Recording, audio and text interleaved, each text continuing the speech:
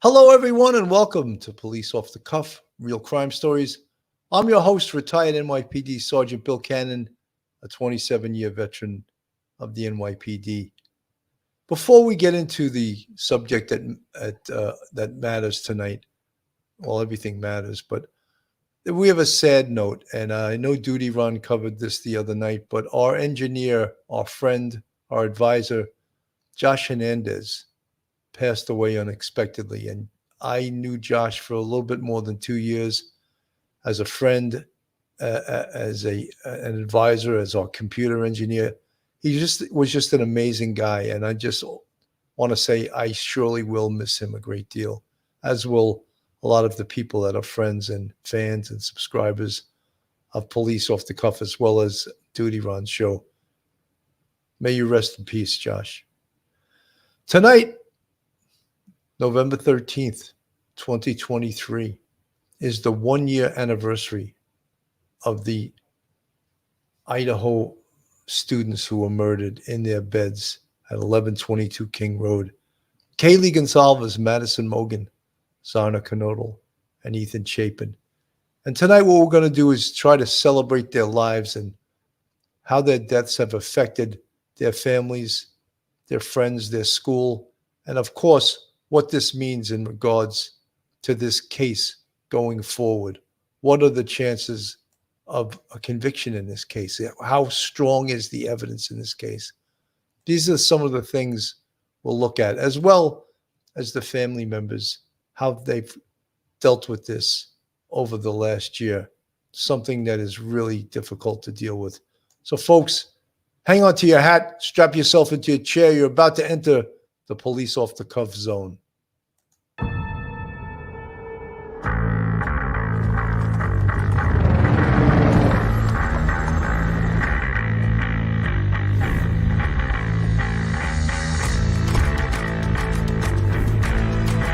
There has to be some common sense.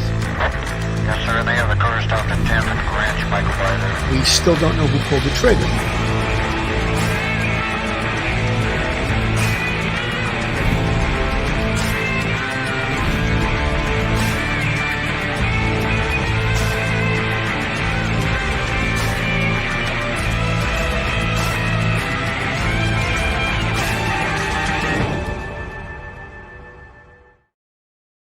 Joining me this evening are two of my co-hosts, and from Albertus Magnus College in Connecticut, retired NYPD Sergeant Michael Geary. Mike, welcome to the show tonight.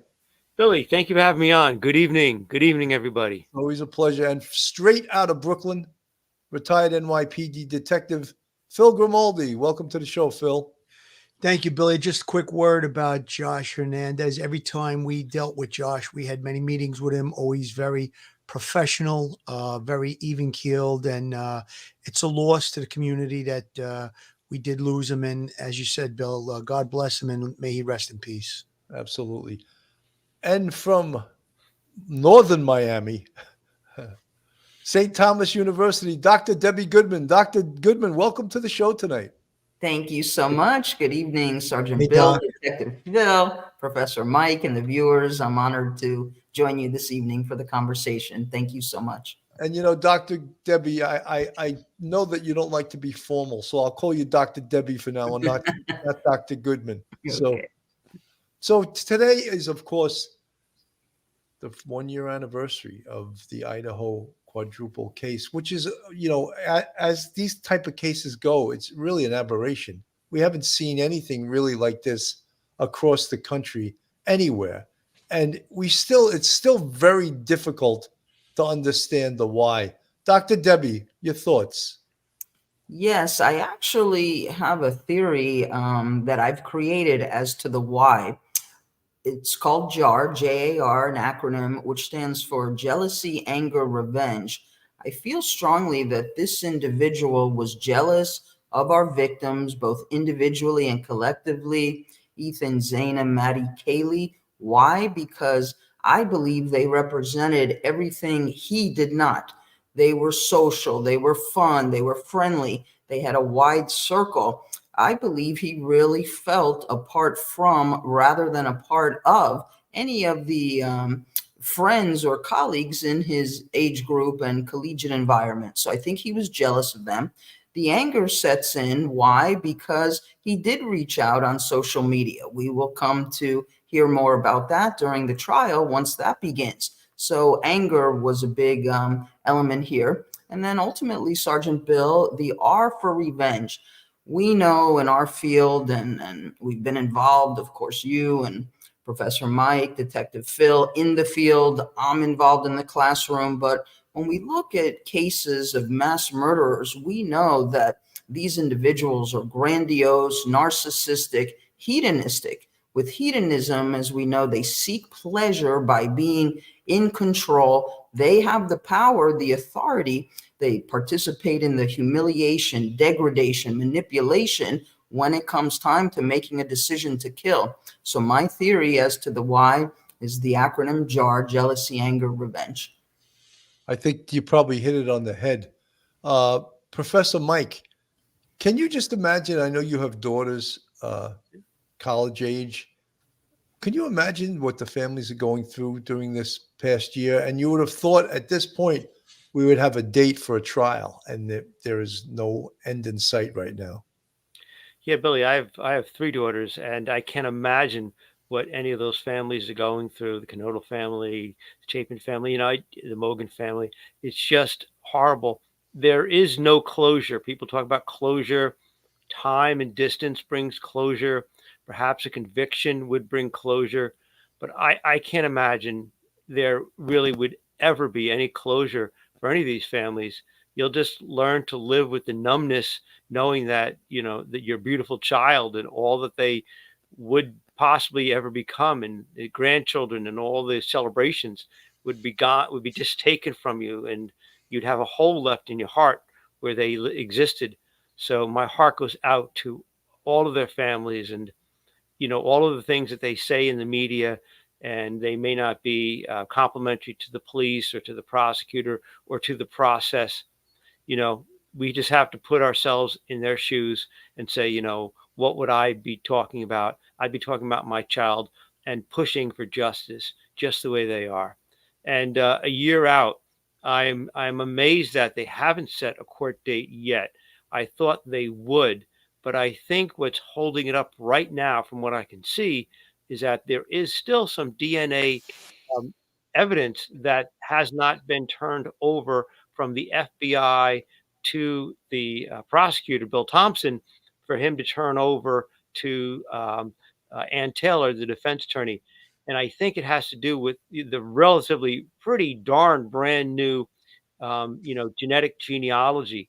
It's only been really, DNA evidence has been accepted in trials in America since like the early 1990s, but genetic genealogy is very new, and I think there may not yet be that sort of acceptance in criminal circles the way it is accepted in the business of DNA in the corporate field.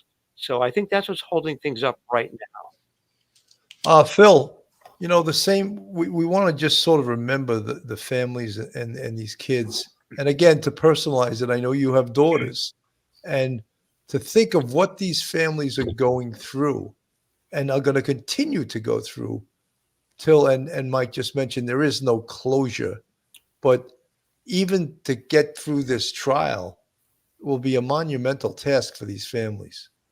Bill, I can't even imagine. And I just want to say, God bless those families. I know that they're trying to find some type of, I wouldn't call it closure, because as we've stated before, you don't get closure in these situations. That's my opinion. What you do is you get able to move forward with the goings on of everyday life. And I can't even imagine how hard and extremely difficult it must be to now have to be in the holding pattern, waiting for the trial, trying to get justice. It must be very, very frustrating.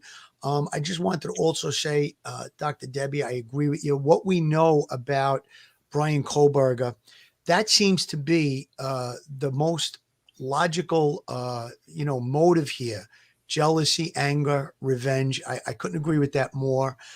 It seems that, he was kind of a maybe a recluse, obviously detached from social media, social surroundings, different things of that nature that the most kids in that college town, those college life. I have 3 college age daughters, so I do know a little bit about it. It seems like he was detached from all of that and he was focused on serial killers. So I think that Dr. Debbie's description, I think, really hit the nail right on the head. This is a little bit of Madison Mogen's father, who you haven't heard much from during this whole thing. Of his life.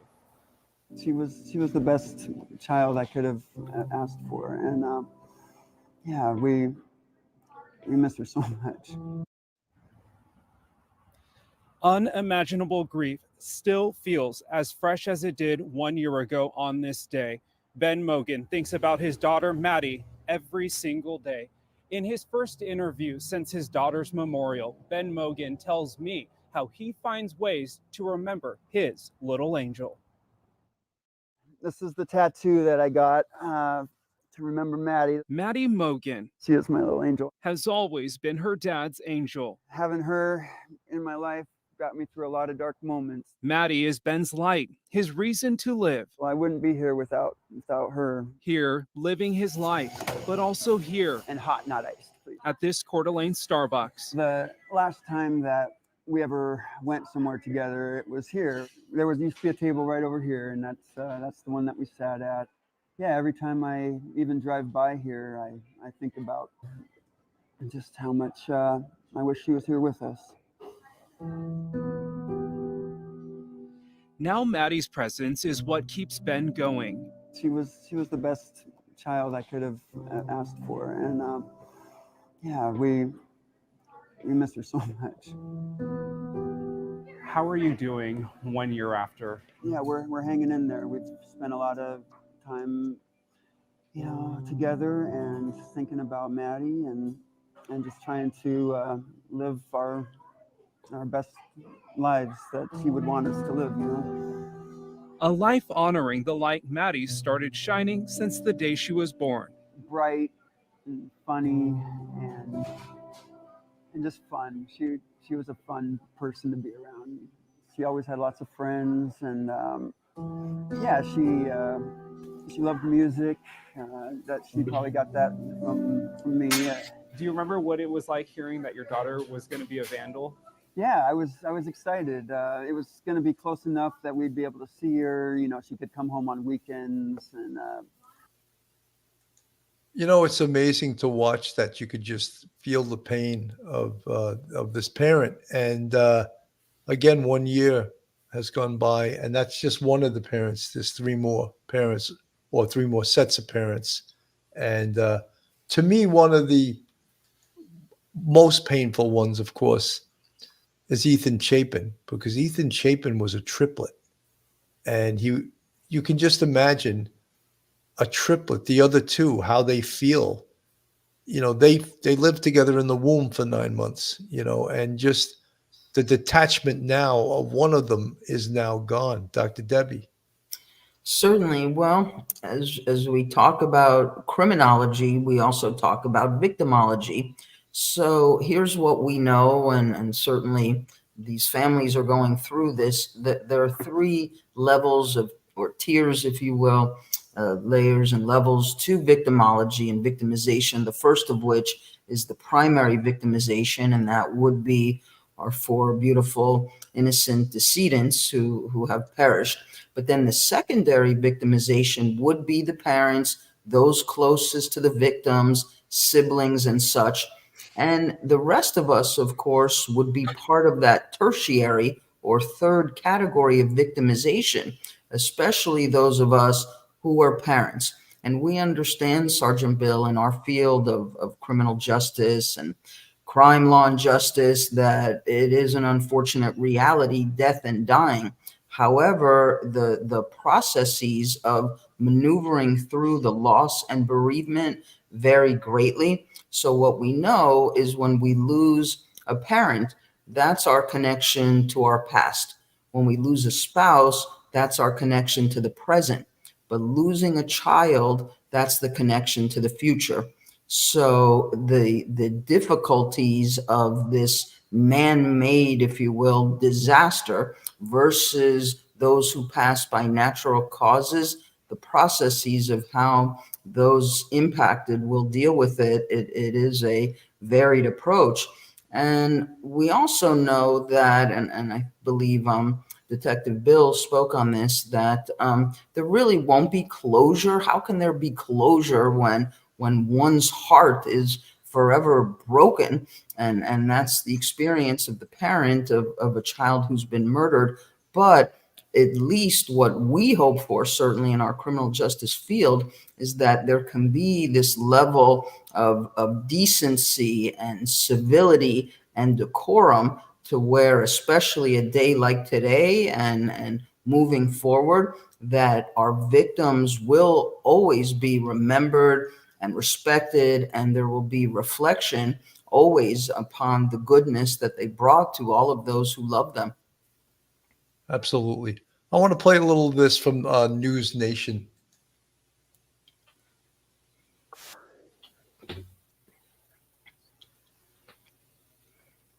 Hang on, hang on, guys. I got the wrong, a little technical difficulties here. I'll get the right one up there. Okay, here we go. So horrific. It took more than a month for police to make an arrest.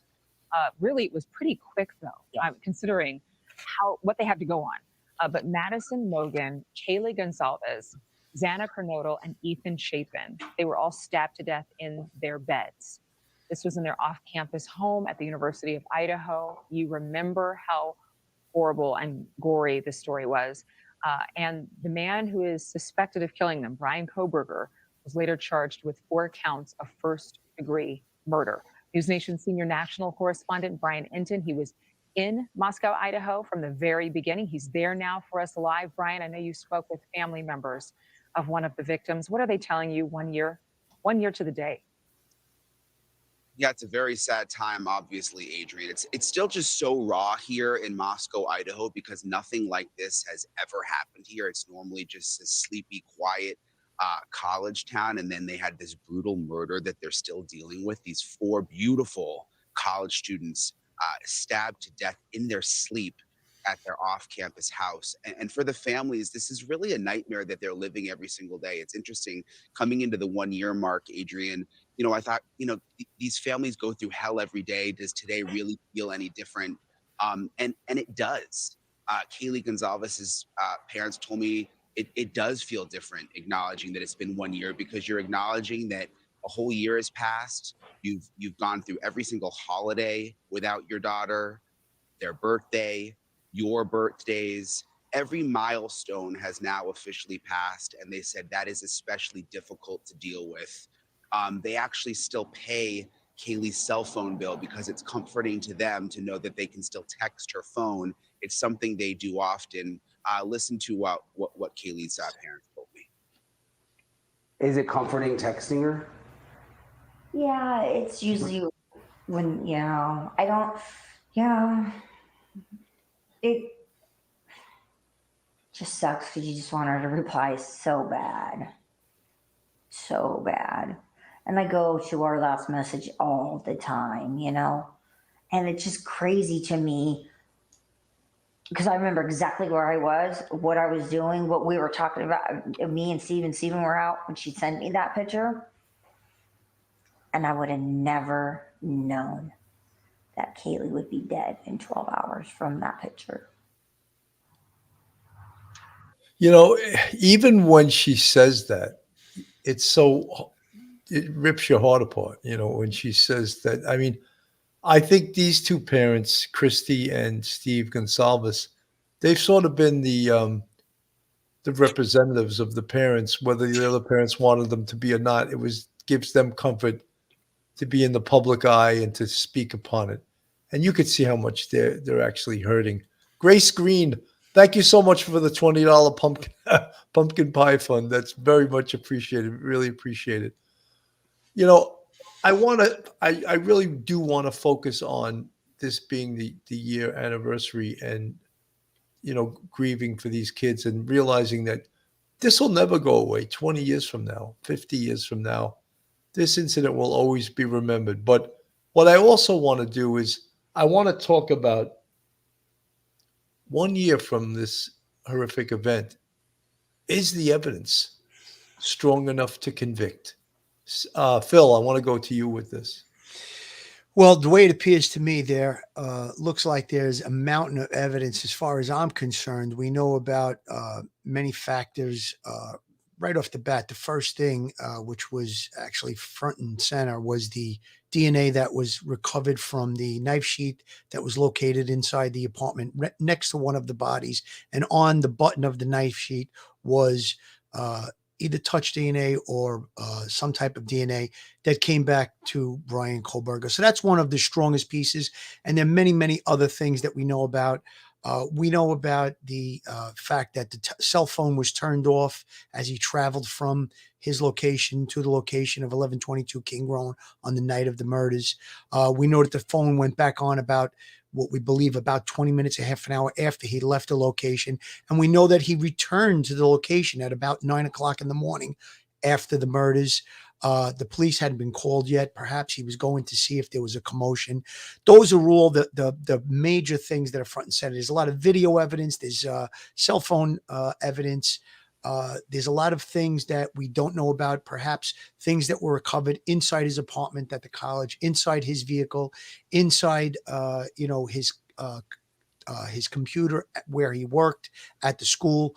So again, to me, it appears that there is a mountain of evidence. However, we have the criminal justice system in this country that you have to be proven guilty beyond a reasonable doubt. That's a very, very high standard. I'm sure we're going to talk about that further on. Dr. Debbie, I want to play devil's advocate here because obviously to anyone in the criminal justice field, whether you're a detective, an investigator, a crime scene analyst, a defense attorney, the strongest piece of evidence, seemingly almost irrefutable, is the DNA on that knife sheath. And the knife sheath itself, a powerful, powerful piece of evidence. Yet, I'm going to play devil's advocate. There's people in that community saying, wait a minute, this was a party house. Kohlberger could have been in that house prior to these murders as someone that attended a party because people came and went in that house, a college campus. We all went to college, right? We all drank too much at one time. Well, I'm not going to volunteer everyone else. I know I did. We all went to college. Let's put it that way. So, Dr. Debbie, with all those things in mind, well, how do you think the defense attorneys are going to attack this DNA? Certainly. So you're right. And that could potentially be part of the defense strategy. But I've got to go with Dr. Phil on Detective Phil, doctor and detective. We're going to make you a doctor. But I think he's spot on as well. First and foremost, that knife sheath with this individual's DNA, that's huge. Why? Because think of the numerics. The rest of us, our DNA is nowhere near there. And for this not to be the suspect, the numerics on this is 1 in 1 octillion. Octillion is a number we don't even use in everyday language, right, Sergeant Bill? It's got 27 zeros. So that in and of itself, that statistic is huge. We keep going, of course, with the phone pings, with the outreach on social media. We know that this individual wanted to interact with Maddie and Kaylee, and there was outreach. They did not reply, but there's interest there. There's already a connectivity. We've got his car on surveillance, that white Elantra early on. And I think even in spite of what you're saying, Sergeant Bill, which is absolutely a potential, think of what thus far is the defense platform. There's really been little to nothing. It's almost like the lion coming in, I think, from the prosecutorial side with a lot of solid information, and then the mouse on the defense side. What are they saying? They're saying he took this long drive to nowhere.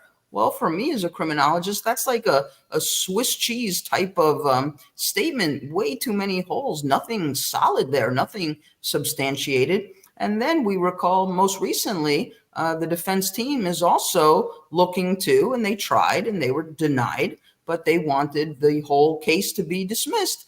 And what did John Judge say, more or less, to paraphrase? Thanks, but no thanks. He refused to dismiss this case. So for me, right here, right now, up to this present moment, what do they have as a defense? I understand exactly what you're saying. It's good, but it's not great, and it's not going to overpower, nor will it overshadow all that the prosecution has. Professor Geary, I'm going to still play devil's advocate here. Okay. There's no motive. All the evidence is, you say it, Mike. It's circumstantial. Right, exactly. All the Even evidence DNA is evidence is circumstantial. So no motive. All the evidence is circumstantial. Even I would have never thought this, but even one of these talking head defense attorneys said even the DNA on a knife sheath is circumstantial. Of course. Oh yeah. It's all circumstantial. However, I think as an alibi, the defense it's a weak defense. It's just saying, because they don't have to prove anything. They just, because they have no burden of proving their innocence. But if you're going to interpose an alibi, traditionally you would tell the judge and the police and the prosecutor that, I was at a particular location at a particular time when this may have happened, and here are 3 people who can vouch for my whereabouts. That's your typical alibi. Their alibi was, our alibi is going to be developed through cross-examination of prosecutorial witnesses.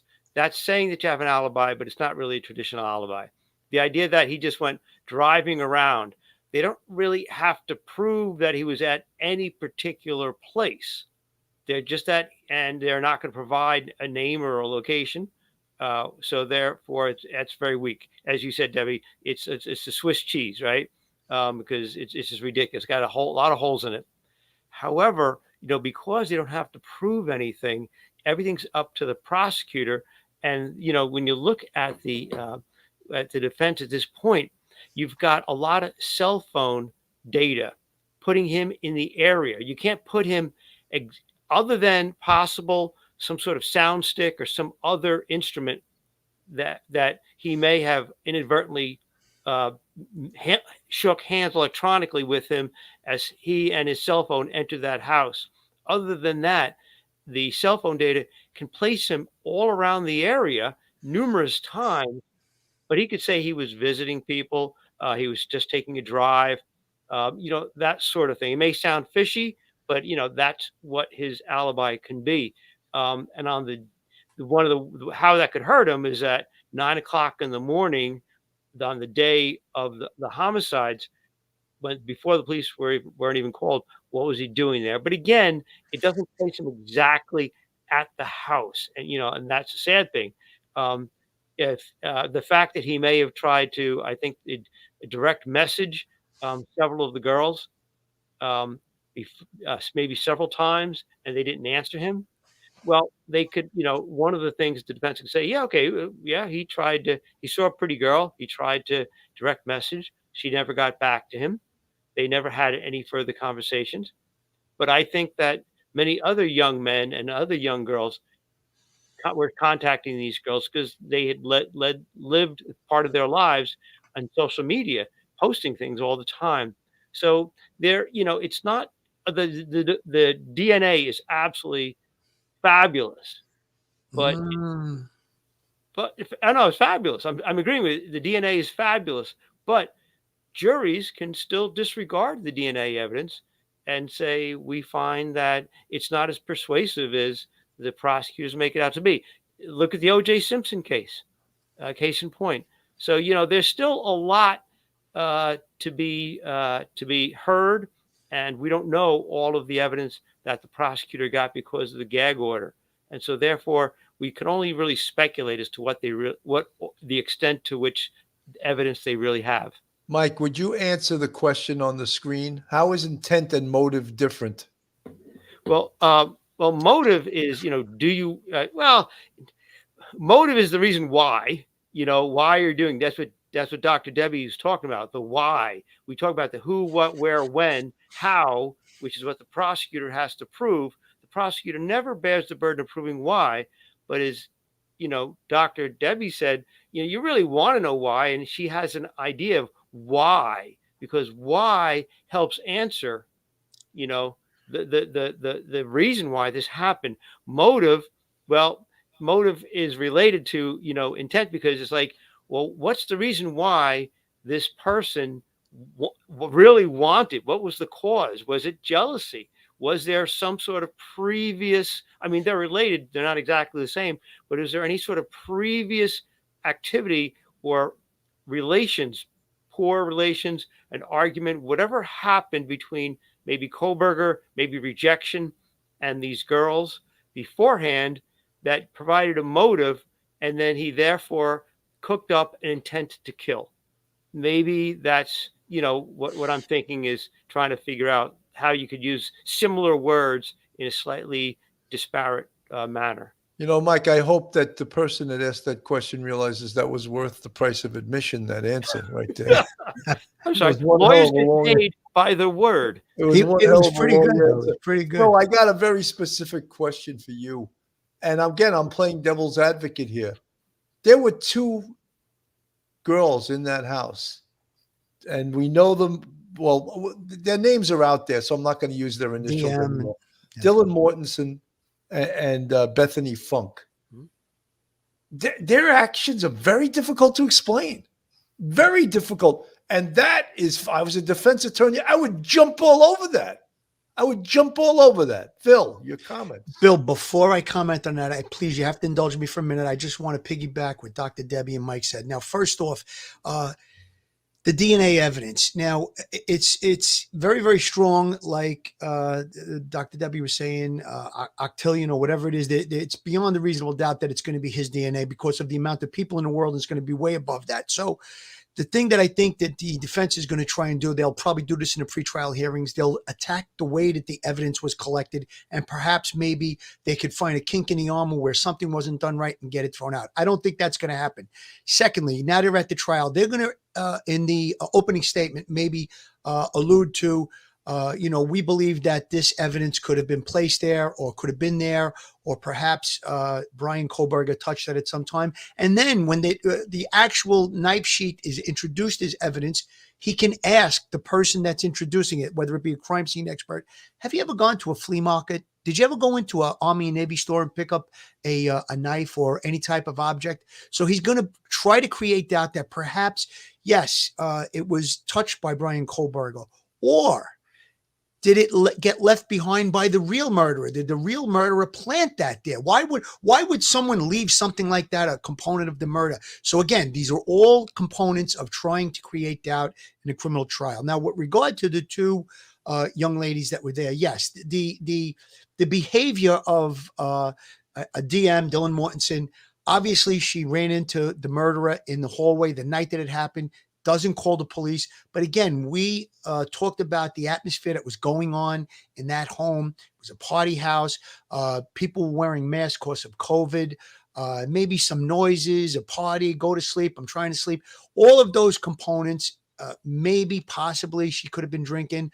With all of those components, it could be possibly explained very easily to say, I just thought it was someone in the house. One of the other guests brought someone in. One of the other residents of the house brought a guest in, and there was an argument or something. I didn't know what it was, but we're not going to know until she testifies at trial, or at least we get what her statement was. So again, yes, those 2 things are something that a defense attorney is going to definitely make all right, Phil, you're going over time. You had 2 questions for the price of 1. I want to go to Dr. Debbie. Go ahead. Dr. Debbie. Now, these 2 witnesses, well, one actually saw the killer. One of the biggest problems that they're going to say is, and if this is true, because I still think there could possibly be blood evidence in there, they're saying the killer didn't leave his blood in the crime scene. We've had some of the biggest experts from the world of forensics saying there's a 99.9% chance if you kill someone with a knife, you're going to cut yourself and you're going to leave your blood on the crime scene. So far, it doesn't look that way. So what is it? If I was the defense, I'm going to use that. Sure. That means you didn't do it. Absolutely. Yet at the moment, we haven't heard that directly from them, but it's logical and it's reasonable that that will be introduced. It's definitely a question mark, the role of these two young ladies. And that's yet to be understood as well until we hear directly from them. Either A, this individual had been somebody coming and going in the house, or B, could it truly be shock? Can somebody be shocked to the point where they now retreat into their own cocoon of safety because they're not yet sure what they have seen? It's definitely suspect, and we can either go in their favor to say they might have been very sleepy, there may have been some alcohol somewhere along the way that evening. They weren't sure. They were just used to a lot of individuals coming and going in this house. But what they have to say, I think, is going to be critically important. And yes, the defense can definitely use this to their benefit. If someone in the chat is doubting that someone that kills with a knife cuts themselves, it's very extremely likely, more than not likely, With because the amount of stab wounds, I think right, it's and also the reason being is because the knife gets wet with blood and the blood gets on your hands. The hand slips off the knife and into the blade.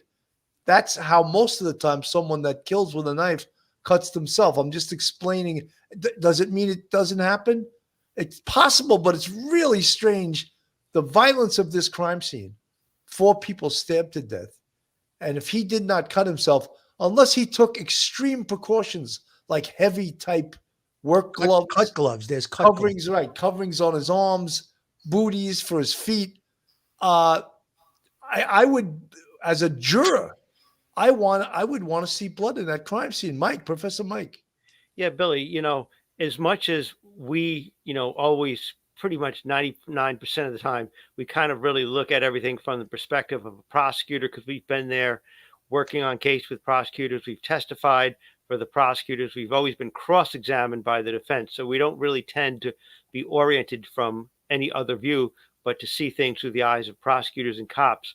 But remember, there's going to be 12 people who probably don't have any law enforcement experience, and they're going to be coming at the case from a very different perspective. It's a civilian perspective, and they're not even going to be criminologists like Dr. Debbie, who aren't in law enforcement but deal with criminality. They're going to be totally outside that realm. So they're going to see things like that. Hey, maybe it is possible that somebody doesn't get cut. Maybe it is possible that Brian Koberger may have left DNA there previously at a party or something, or he touched something at a trade show or Army Navy store, and so you could break things. We see patterns, because we're kind of looking for them to show a pattern of criminality, consciousness of guilt.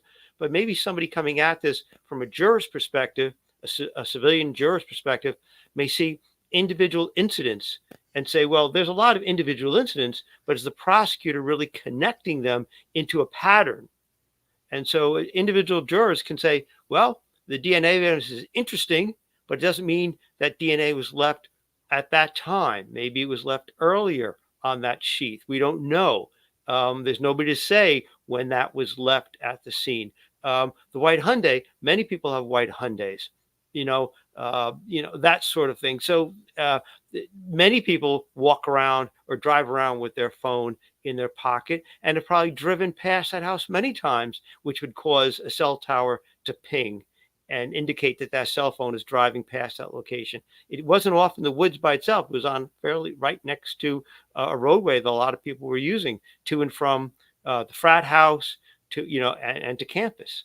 So there's a lot of work that the prosecutor has to do to convince the jurors, not just us, but actually convince jurors who have really very little, experience in criminal justice.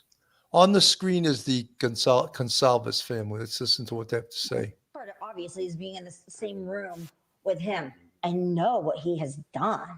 It makes me sick that he sits there in his suit and he sits there and taps his hands, and you're just sitting there, and he, sits there and rocks back and forth in the chair. And I'm thinking, why is he sitting in a big old judge chair and all dressed up in a fresh haircut? And I've looked it up, never seen another murderer or whatever he is convicted up to this point of a case, not in handcuffs, not in shackles, one or the other, or both, and in orange.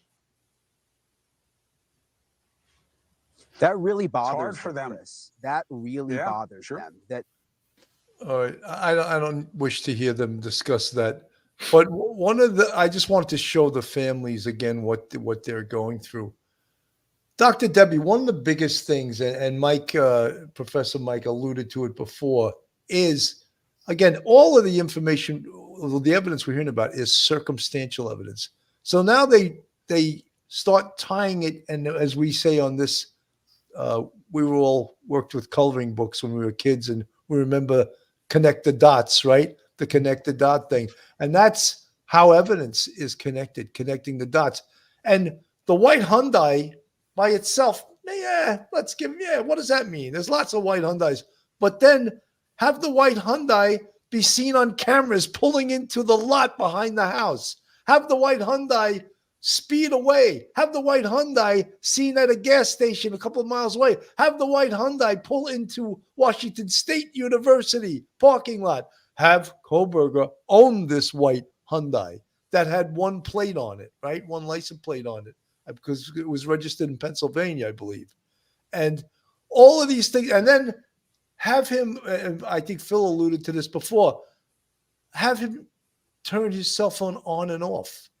That is pretty incriminating. Why is he turning his cell phone on and off? Why would you do that, Dr. Debbie? Because although he's innocent until proven guilty, connecting the dots and all that Professor Mike has said about showing patterns and different steps and stages that tie together, I think that's what's going to happen here and ultimately result in his finding of guilt and 4 counts of first-degree murder, which we know is it's planned, it's premeditated, it's willful and such. And just also, if we're going to get into this type of connecting the dots all the way to the end, Idaho, we know, is a death penalty state. This is being tried as a capital crime. And if it's successful, we know that Idaho has the firing squad. Now, interestingly, 27 states have the death penalty, most of whom and which proceed with the methodology of lethal injection.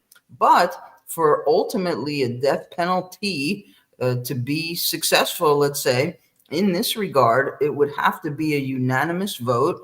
And if it's not, then it's 4 counts of the life sentences for each family member's life. And that's how the justice system does it, which I agree with and I appreciate, to ensure the value of the one who has been killed. You know, one of the things that, and Dr. Debbie, I'm glad you brought up the death penalty. The reason the judge is taking such care and taking overcautious is because this is a death penalty case. But one of the things when you guys started talking about, Mike, you said about the FBI, they did this investigative genetic genealogy.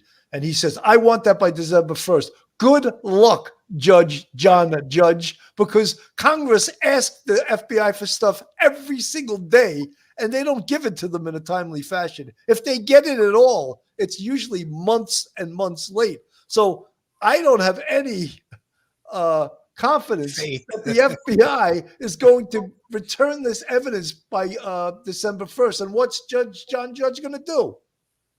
Probably exactly what Congress does. Just put their hands in the air like this. Yeah, at this point, I mean, this was a victory for the defense. The judge saying, they were supposed to turn over all the evidence previously. Bill Thompson said that in discovery, they've got everything that was turned over from the FBI. They've already turned over to the defense. And Ms. Taylor, the defense attorney, is like, wait a minute, the FBI still has more things. And the prosecutor saying, is that true, Mr. The judge saying to the prosecutor, is that true? He's like, yeah, but they're not giving it to us. And so the judge I guess he's got nowhere else to go. He can't control the FBI. He's a state judge, and the FBI may not listen to him, and so therefore, They may not listen to him. it's kind of like it's a hollow victory.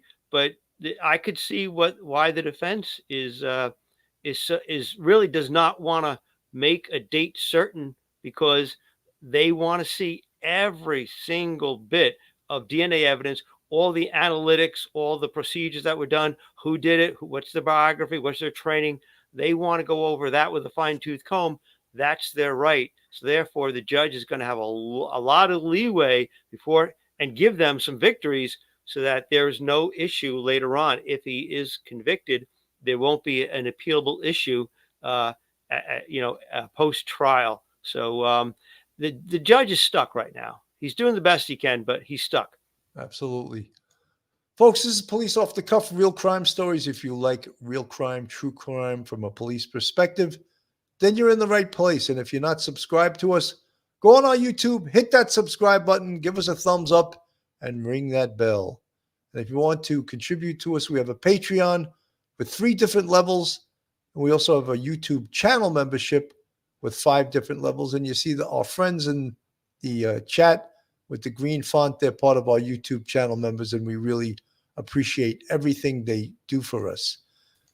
So all of this evidence, Phil, all of this evidence we have is, again, we talk about circumstantial. And we talk, look, from our perspective as retired detectives, police officers, sergeants, we see that this is a lot of evidence.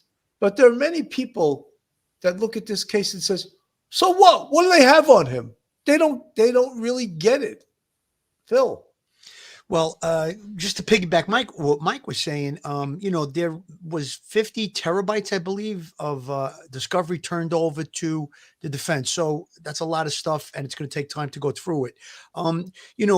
We talked about earlier circumstantial evidence. Now, Bill, you've said it numerous times. Circumstantial evidence, if there's enough of it piling up, it's very, very powerful. I believe that there is a lot of circumstantial evidence in this case, and I think there's a lot of very powerful evidence in this case. But again, we have the criminal justice system where these defense attorneys are going to try their best to create doubt. And, with him driving around, let's say we're going to talk about his cell phone was pinging in the area. So maybe he was lonely, doesn't have a girlfriend. He decided to take a ride. A lot of people do that. Maybe you just want to clear your head, so you go for a ride, and he's in one town. There's another college town. Maybe he thinks he's going to run into some friends or something. So they're going to put stories like that out there, perhaps in the opening statements, perhaps in summation, or perhaps when the person testifies about the fact that the vehicle was in the location. So they're going to use whatever means that defense attorneys can to create that doubt. Is it going to be successful? In my opinion, no. I think that a lot of times juries aren't given the credit that they're smart, they're intelligent, and they're going to listen. And I've been on murder trials where I sat in from beginning to end, and I was very impressed by the fact that the jurors are locked in on the witnesses. They listen to every word. They hang on every word. They take it seriously. That's the way the jury process is. So I think that once you go through all of this evidence and you examine it and you say, well, yeah, he was driving around 11 different times right in the area of 1122 King Road. He was there the night of, he went back. That's not reasonable. I think he was there. I think it's him. And again, with the car, yeah, there are a lot of Hyundai Elantras white.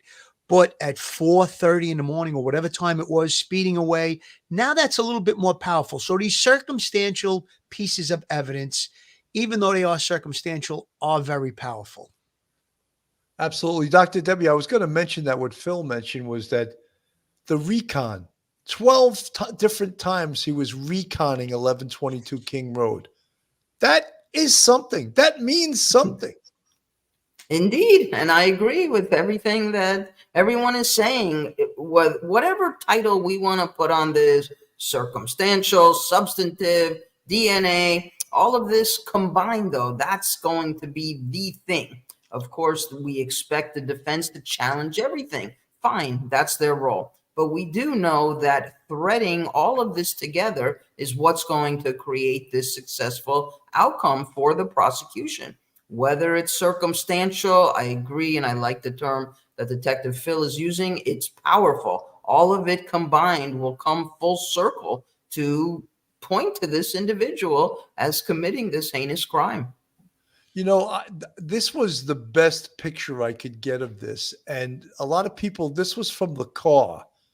And it was from the trooper's body cam video.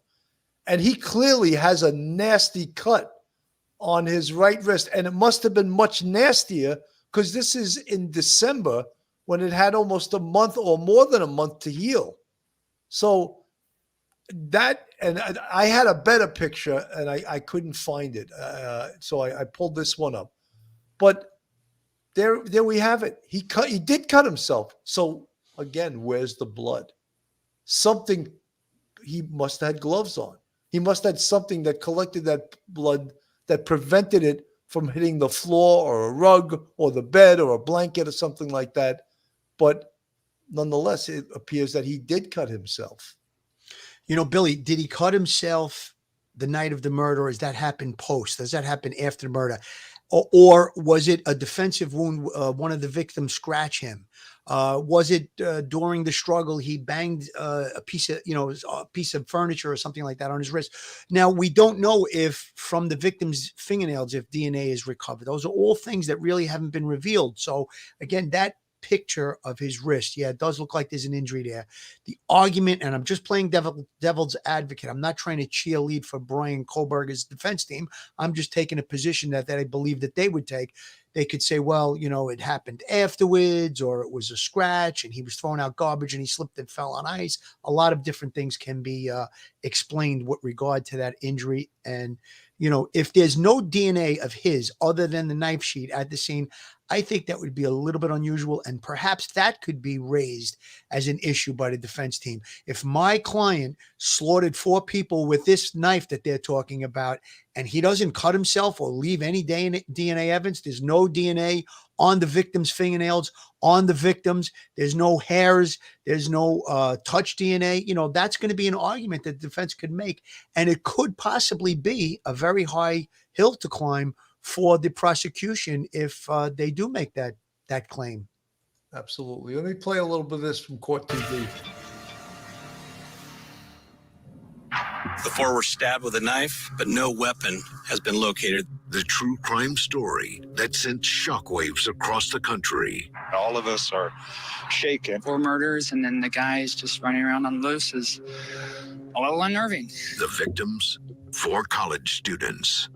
Ethan, Zena, Madison, and Kaylee. I miss her smile. She was so giving. Positive and fun, and we love her and miss her so much. Now, a PhD criminology student accused of the murders. How you feeling, Brian? Detectives arrested 28-year-old Brian Christopher Kohlberger. Hello. How you doing? How y'all doing today? Every inquiring mind wants to know why. Why would Brian Kohlberger do this? The maximum penalty is death and/or imprisonment for life. Do you understand? Yes. Plus the evidence. On that knife sheath was DNA, likely left there by the killer. Including those 12 times when he's hanging around this house. You better have a pretty good reason for this. Guess what? The defendant, the suspect, the accused, what does he drive? A white Elantra. The way that we have been convicting Kohlberger is absolutely appalling and disgusting. I want all the evidence out. I want it to be clear. If I'm the parent of one of these poor kids, he is the boogeyman.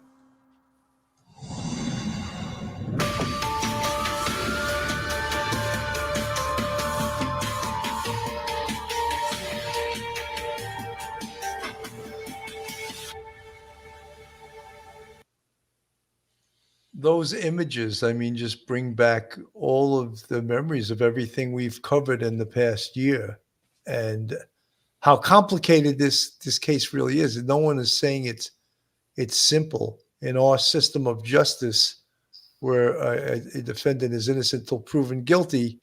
I mean, look, we've covered this. I've watched people in the chat saying, "Oh, why isn't he released? Why awaiting trial?" And I'm just like, well, I don't think that's going to happen. You know, I think that's self-explanatory why he's not released. You know, Dr. Debbie, would you comment on that? Certainly. Again, we're proud. I know each of us involved in our capacity in the criminal justice system, but I always say, even to my classes, I've had the honor and privilege of teaching at 3 major colleges and universities here in Florida, thousands of students who go on to do such great work with local, state, and federal agencies, and they really are the contributors and the influencers, right, of our field. But bottom line is, every single day we're mindful of safety, security, and survival. So just that alone, if somebody is known to law enforcement as potentially being a compromise to citizens' safety, security, survival, they cannot be released in any way. I recently spoke about a horrendous case of a serial kidnapper who held hostage a young lady, 23 years old. Why is a serial kidnapper released? You know, that was my first question. Thank God the young lady. New York. Yeah, yeah. But she's alive. But my goodness, we do not want potentially violent or known violent people out and about among us. So I understand why that question might be asked, and my students will ask that as well. But again, we need to ensure that our cities, our counties, our states are as crime-free as possible. And the 3 of you have just done an amazing job in your careers, and many of the viewers are involved in law enforcement, and my role in the classroom is to help get the students ready. And there's another element to that, right, about this person, the fact that he's potentially at the highest level of academics at a PhD level studying criminology. You know, I do have another theory there as to the why when Professor Mike was addressing that. And I think ultimately this person wanted to experiment and be his own case study. He was so fascinated with and intrigued by those who have come before him, serial murderers, mass murderers. And ultimately, I think his study became something that he wanted to be self-taught, self-motivated, see if he could get away with this. And I truly believe, gentlemen, if he did, he would have become a serial murderer. 100%. Absolutely. Phil, your thoughts? Well, I have to agree with a lot of what Dr. Debbie said there, and I want to nominate her to be a criminal judge because you have to take into account the safety of the community at large, and that's what judges do. To answer that question of the person that put it in the chat, why isn't he released? When you think that this is the person that committed 4 heinous homicides, slaughtered 4 innocent young children in their sleep. When I say young children, to me, they're children. They're in their 20s, but they're adults, but they're really like children. And again, I think that is the thing that the judge takes into account and says, no bail. This is too much evidence, too much of a danger to the community at large. We're going to hold this person, and then we're going to go through the system of justice. We're going to present the evidence. And if a jury of his peers says that he's not guilty, then he'll be released. And that's the way the criminal justice system works. Absolutely. Mike, I know that on the hour you have to leave. So whenever you got to go, just let me know. Give us the sign. Okay. Thank you. We have 2 more academics here. 1 academic and 1 street academic. I'll take it. I'm the street academic. Let me play a little more of this from Court TV. Until noon the next day, about 8 hours after the estimated time of the murders. Some people, when they're very frightened, they just shut down and they tend to isolate and hide. And basically it's a seeking safety response. If she had been drinking or under the influence of something, she might have just shut down because she really didn't know what to do. The major piece of evidence that the public didn't know about was a knife sheath left behind likely by the killer. It was found partly under Madison Mogen's body and the comforter on her bed. On the snap of that knife sheath was DNA. So investigators had DNA from the crime scene, and they took the DNA and they ran it through the National Crime Database, and there were no hits, no matches. But the DNA was still useful because you could eliminate potential suspects. And there were a lot of them, not only ones that law enforcement was looking at, but a whole bunch that people online, all those true crime sleuths that are out there, were looking at as well. I'd made a video a few weeks ago. Jeremy Regan was included in that video, and a lot of people since then have said that he seemed very suspicious or he was the murderer. My name is Jeremy Regan, and I live just a couple doors down from where the murders happened. I first met Jeremy Regan about a week after the murders. He was a neighbor of the girls on King Road. Once people saw Jeremy on camera, many started to speculate that he possibly was the killer. What was it like to be accused of something so horrible? Offensive. They watched my interview and they said, hey, he's kind of weird. It must be him.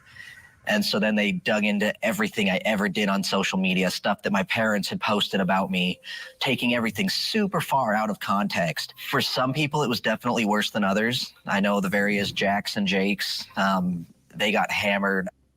Jack Decor and Jake Schreiger. These two guys are the boyfriends of Kaylee and Maddie. As a matter of fact, Jack shared a dog, Murph, with Kaylee. So a lot of people are looking at them, and investigators looked at them as well, but cleared them. So law enforcement says these guys are innocent, but the folks online weren't convinced. There was also Jack Showalter, who was at the food truck when Maddie and Kaylee were there. He became known as Hoodie Guy. So people were analyzing the food truck video, and they thought he looked quite suspicious. You know, there's been a lot of speculation and rumors. We're the official source of information. Individuals who are being harassed in this situation, people need to be careful. Another early focus of the investigation was video. Detectives gathered recordings from homes, businesses all around the time of the murders in that area. And one thing stood out, one vehicle stood out. That was a white Hyundai Elantra. We're looking for that car because we believe through our investigation that that car was in the area during the time of the murders. According to investigators, beginning at 3:29 a.m., the white Elantra made 3 separate passes by the house on King Road. Then at 4:04, they say it was back for a 4th time, stopping in front of the house before traveling on to do a 3-point turn. It then drove past the house again and out of the camera's view. At 4:20, it was back in view and leaving the area at a high rate of speed. So everyone's looking for this car, this white Elantra. So again, we spoke about that before, a very important piece of evidence. And when, again, we connect the dots, the DNA on the knife sheath, the button for the knife belongs to Brian Koberger, the white Elantra, even though we couldn't, with the video, put his face or his body inside the car, his cell phone put it in the vicinity where that white Hyundai Elantra was cruising. So all of those things, again, connecting the dots. There was another piece of forensic evidence that you haven't heard mentioned in a long time, and that was there was a shoe print, a latent shoe print. They used a technique called amino black, and a diamond-shaped pattern similar to a Vans shoe was found on the floor. That now, whether they recovered those shoes in the warrant or not, it didn't seem like they did when the warrants were returned. But that was a piece of evidence also that potentially could be very, very strong. Phil. Yeah, I agree with you, Bill. That would be a very strong piece of evidence if they do recover a Van shoe in his clothing, in his belongings, and it matches the same pattern. But I don't think that was the case. From what you said, it doesn't look like it was recovered. Now I'm going to play a little devil's advocate here. Now, there's a bloody shoe print. Yeah, we recovered a bloody shoe print. We used the amino black process. Okay, you believe it to be a Van shoe. When you search my client's apartment, did you recover a Van shoe? No, the answer is going to be no. So it's a very powerful thing. It shows where the perpetrator may have exited the location. I believe it was by the sliding doors, exiting out. So it gives us an idea of the perpetrator leaving the location. But the defense attorney is going to jump all over the fact if there was no van shoe recovered. So there was no shoe recovered from my client. You went through all of my client's clothing. You went through his home. You went through his college dorm. You went through his office, all the different things, and you didn't recover that shoe. So that's what the defense attorney is going to be focusing on. And I think that the prosecution will allude to the fact that perhaps he discarded the shoes. Dr. Debbie. Yeah, I agree with Detective Phil for sure. And especially on the issue of discard, even my own college students. Well, professor, will we ever find the knife, right? And I tell them, I say, for sure, that knife has not been discarded. I feel this individual has kept that knife. Now, other things maybe were discarded, articles of clothing and gloves and other things, who knows, buried into the ground. But this knife to discard, in my head, absolutely not. He has it. He knows where it is. We know that with these serial murderers, mass murderers, they want to hold on to something almost like a trophy, right? Almost like a souvenir. So they feel some type of, again, back to hedonism, pleasure from what they've done. So yes, some things may have been discarded, but that knife that we all would love to see, I don't think we'll ever see it. But I also don't think we need it. I think we still have enough, and we'll connect the dots. Interesting. Very interesting. Schmitty, thank you for the $5 super sticker. For real, I hang on every word Dr. Debbie says. Safety, security, survival. Boom. What a great panel. Gold. Well, Schmitty, thank you so much. Thank you, Schmitty. We really appreciate that. Phil, you want to do the Joe Murray commercial? Joe Murray, attorney at law. So listen, guys, if you found yourself in a jam and you're in need of a criminal defense attorney in the New York City area, well, Joe Murray is your man. He's not only an experienced trial attorney, he's also a retired 15-year member of the NYPD, and he literally knows both sides of defense. So if you want to get a hold of Joe, you could reach him at his website, which is there on the screen, jmurray-law.com. His telephone number is 646-838-1702, or you could email Joe at joe@jmurray-law.com. Joe is a big supporter of Police Off the Cuff Real Crime Stories, and we think he is a terrific criminal defense attorney. Absolutely.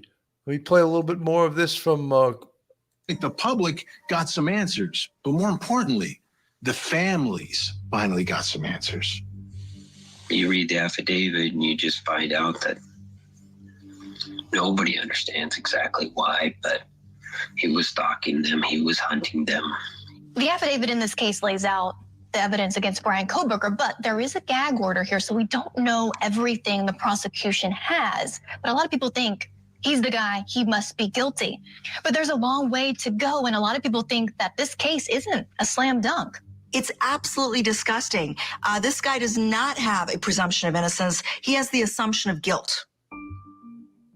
I'm Sarah Azari. I'm a criminal trial attorney in Los Angeles. I'm currently a legal analyst for News Nation, and I am the host of the Presumption podcast. You know, pretrial convictions of high-profile defendants in high-profile cases is nothing new, but Kohberger is a whole other level. And I think not only we found him guilty of slaying the 4 Idaho students, but we've decided that he's going to get the death penalty. The most significant piece of evidence for prosecutors is the DNA of the defendant found on the knife sheath of the alleged murder weapon located underneath victim Madison Mogen's body. We don't know when and how this DNA got there. So if Brian Kohberger is person A and he touches this knife sheath, and then somehow this knife sheath is picked up by somebody else. I mean, he could touch it, he could handle it, it could be anything. And then that person then somehow is in this Kings Road home. That is a perfect explanation of how Kohberger's DNA was on that knife sheath. Is insufficient to place him in that home, let alone to place the murder weapon in his hands. That's why I'm not at all worried about the DNA. Something, I don't find that even believable, what she just said. I find it ridiculous. But, she's a defense attorney, and of course she wants to create doubt, and she's not even his defense attorney, but that's her job. She creates doubt. But what she just said, I find utterly ridiculous. Like, oh, yes, someone brought a knife sheath with a certain type of knife that was probably used based on the wounds they had. That type of knife was used to create those wounds, and the knife sheath was left there, and his DNA is on. It could have been planted. Look, please, lady, stop it. I'm just like, I don't buy it at all. Billy, I think if it was just the knife sheath alone and there wasn't the cell phone evidence and the vehicle evidence and the video and all the other things, all the other components, then perhaps you could make an argument to say, was it placed there? Was it DNA evidence on his DNA on the knife before someone else purchased it? But with all of the other things, and you have a ton of different pieces of evidence. The DNA evidence on the knife sheath, I think, is probably one of the most powerful and the strongest pieces of evidence in this case. Absolutely. Dr. Debbie, your thoughts? Right. It's the DNA on the knife sheath, genetic genealogy, phone pings, his outreach and communication attempt, let's call it, on social media. We'll also come to find out that he has pictures on the cell phone of two of our victims. So the totality of this and the connection and the connecting of dots, I think, is what's going to end up swaying a jury. About the jury process, I do want to say I believe in it. I think it's a valuable component of our criminal justice system when we have citizens who are neutral, who are just looking at the facts themselves. I really like to put trust and hope and faith that individuals make the right decisions and there won't be any superfluous types of reasons for their outcome. But I think once this process moves in that direction and we wait, right, because there's no real definitive date of when that's going to happen, but it'll be interesting to see the configuration, who's been selected by this, for the process. And I think they'll do the right thing. Well, Dr. Debbie, I think you probably know this, but this has to be a death penalty jury. So if you're anti-death penalty, you will not be allowed to be chosen for this jury. So you have to be pro-death penalty to even be chosen for this jury, which is an interesting thing. Absolutely. But also what we know, Sergeant Bill, Detective Phil, is that it's very difficult for 12 people to just come to a decision almost about anything. The same decision, right? Where do you want to have dinner? We're going with family members, friends. Somebody wants Italian, Chinese, whatnot.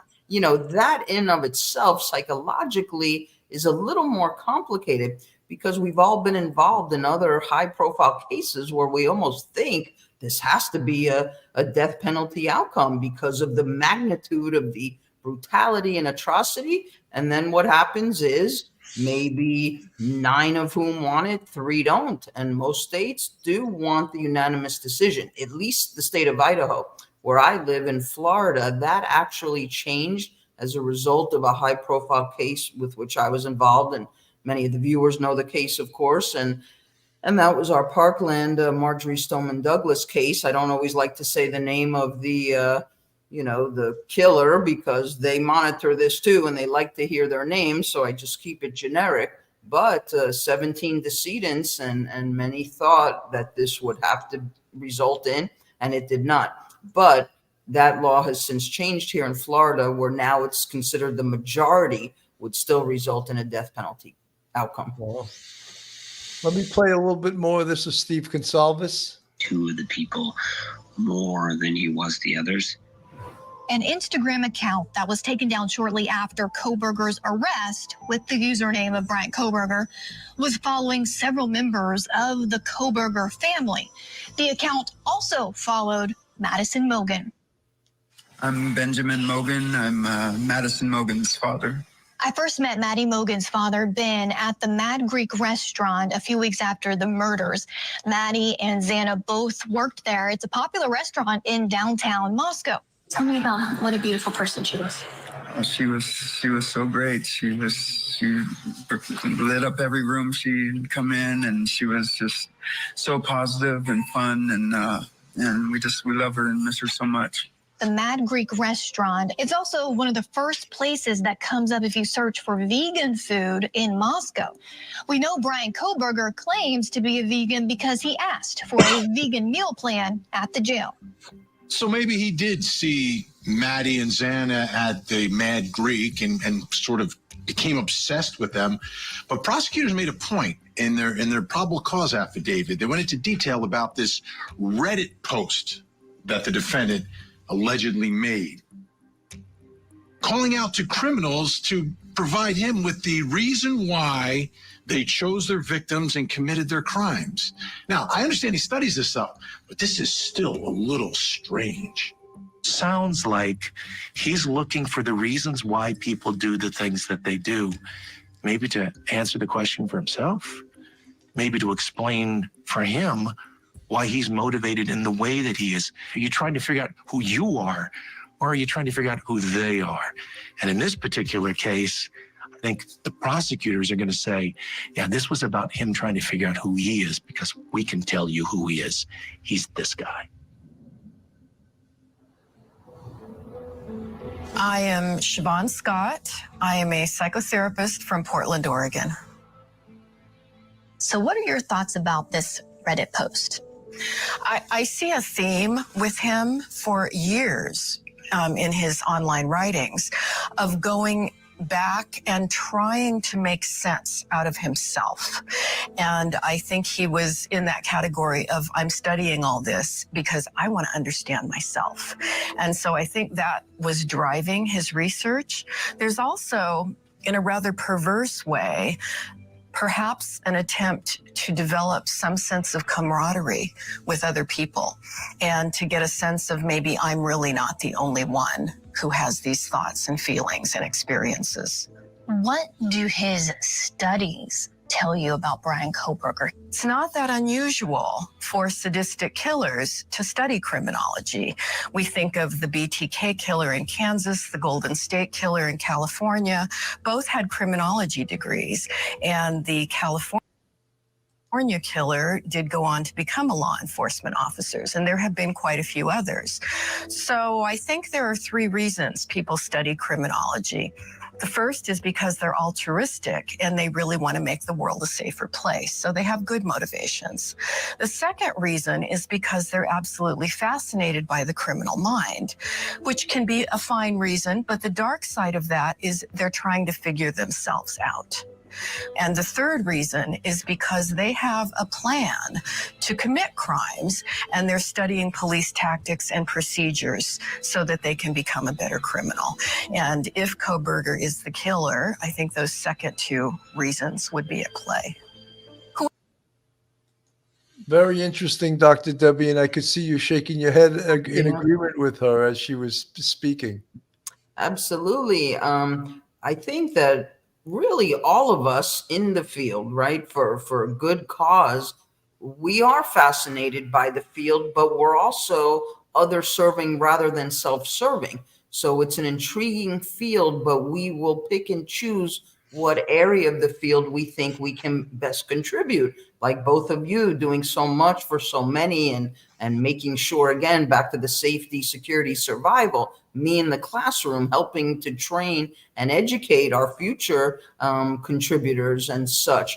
But back to this individual at those higher levels of study, particularly PhD, we do the deep dive into the criminal minds, into the motivation is one of the questions addressed, into the intent. What is the intent of these individuals, the serial killers especially, the mass murderers? So I think for this individual, he became intrigued, but again, for his own self-purpose. And it was self-motivating to read at least what we know about him, about BTK, about Dahmer, about Bundy, and many others. So I think he took parts of their stories and wanted to create his own story, and most likely thought, okay, to some degree they got away with it. I'll get away with it too. I'll be better than them. I won't get caught. And eventually they'll make movies or books about who is this unknown person, right? So it became deeper and darker rather than the intellect, the contributing nature of our field. We help people, but he wanted to be his own case study. Absolutely. Rosie Crucian. The study is his plan. The move is the scout and self-discovery away from dad. The killer's victory. What does Dad know? Brian is deeply oppressed and narcissistic. He's got a dark past. I'm going to play your second one. Oh, read your second one. Yep, the plan is the study, no doubt. That's the motive to create himself as the person of power, which is what Dr. Debbie really was just talking about. Phil, we're almost at an hour, 20 minutes. I'm going to get final thoughts. Before I give final thoughts, I just got a question for Dr. Debbie. Dr. Debbie, do you think that this was his first murder? I actually do. That's a great question, Detective Phil. And my students asked me that too. And early on, you know, Sergeant Bill and I, November of last year, and we're exchanging ideas and thoughts before we knew who it was. And gee, could there be a secondary person involved or their co-defendants? I didn't think so. I really thought this is an individual acting unto himself, most likely a male. And most likely, I had said that on one of the platforms when asked, what's the profile here? Can we get some indication? I thought there was a high likelihood that it would be a student, only because of the victimology, by the way, because 4 students in the ages of 20 and 21, with whom are they interacting? Who's, you know, with them day in, day out, other students. So I do think it was his first killing, yes. I do agree with you, Dr. Debbie. My final thoughts are this. In the earlier piece that you played, Bill, it's a year ago, and they said that chills went through the country. I think there was no better way to explain that. We were all very terrified when this hit the news. I had 2 college-age daughters living on campus at the time, so my family was very concerned. Could you imagine the parents and the families of these 4 young, beautiful kids, Ethan Chapin, Madison Mogen, Xana Kernodle, and Kaylee Gonzalez? May they rest in peace, and let's get justice for them. And I just want to also say that I was not cheerleading for the defense. I do believe Brian Kohlberger is guilty of these crimes. It's just I was trying to give a perspective from where the defense may be going with this. And I'm not the judge. I'm not the jury. The jury and the judge and the defense attorneys and the prosecutors, they'll put this whole thing together. And I think we are going to come up with a conviction. Let's hope and pray that that does happen, that we do get some closure for the family. Even though it's not real closure, we want to get justice for them. We need justice. I just wanted to say also, again, since this is the 1-year anniversary, I want to say their names again: Kaylee Gonzalez, Madison Mogen, Xana Kernodle, and Ethan Chapin. And really that this whole case is about them and about getting justice for them. And I try to take, there's many people that take different positions on this case, and I try to keep an open mind, but I'm very much prosecution driven and law enforcement driven. So it's hard for me in a case like this to see that the possibility that he could be innocent. It's hard for me to see that. Could he be? Yes. Or could he be guilty and be found innocent? That could happen too.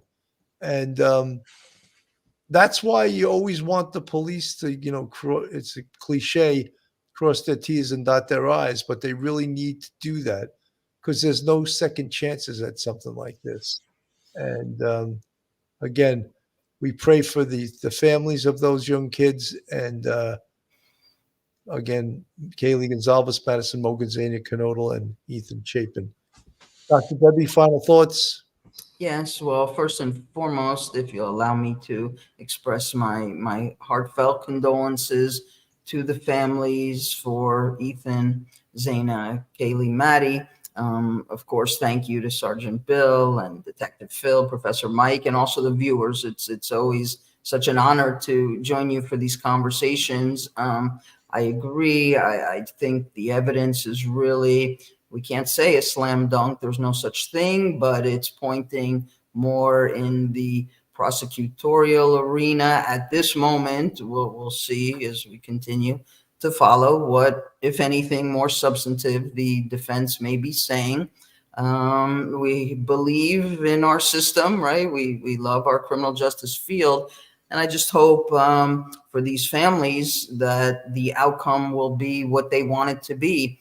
And although closure, there won't be such a thing when the loss, not only the loss of a child, but the murder of a child is a lifelong heartache. But I think some sense of civility, decency, respect in what this outcome will be a tremendous approach to healing.